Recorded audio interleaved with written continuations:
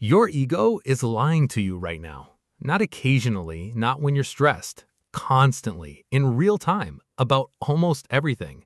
And the worst part, the smarter you are, the better it is at hiding it. There's a psychological phenomenon called ego defensive processing, and neuroscientists at USC found something that should genuinely unsettle you. When your beliefs are challenged, your brain doesn't evaluate the new information. It fires the same neural circuits as a physical threat. Your brain treats being wrong like being attacked. Here's what that actually looks like in real life. Someone gives you feedback at work. Your first instinct isn't to consider it, it's to find the flaw in the person giving it.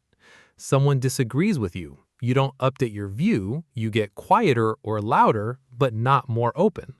You make a bad decision. You don't admit it, you find reasons why it was actually fine. That's not weakness. That's just your brain doing exactly what it was built to do. Now, here's what makes this fascinating. The ego isn't your enemy.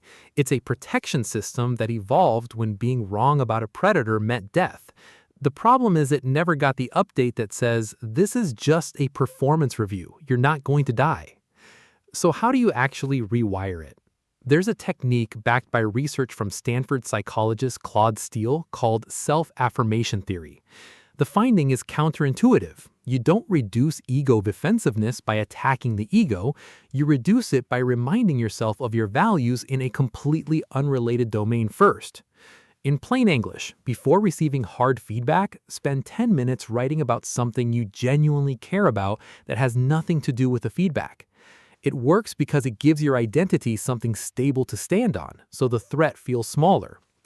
In 2000, researchers ran a study where they told participants their intelligence test results were poor.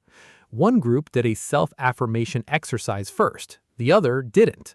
The group that affirmed their values first, they were significantly more likely to accept the negative feedback as accurate.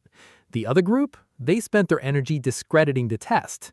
Same information, completely different response, because of 10 minutes of writing. Here's the full 24-hour protocol based on the research. Morning, write for 10 minutes about a value that matters to you. Courage, creativity, family, honesty, anything real.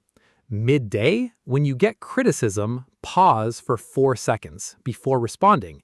That pause interrupts the threat circuit before it fires fully. Evening, write down one thing you got wrong today. Just one. No justification, no context, just the thing. Do that for 24 hours. Your ego doesn't disappear, but it stops running the show. The 4-second pause, by the way, that's not just a mindfulness cliche. A 2012 study from the University of Toronto showed that a brief pause before responding to threatening information measurably reduces defensive processing in the prefrontal cortex. 4 seconds, that's all the gap your rational brain needs to catch up. Your ego built itself over decades to keep you safe. You're not going to dismantle it, and you shouldn't try, but you can give it better information to work with. Because the ego doesn't lie because it's broken, it lies because it's working with outdated data. Update the data.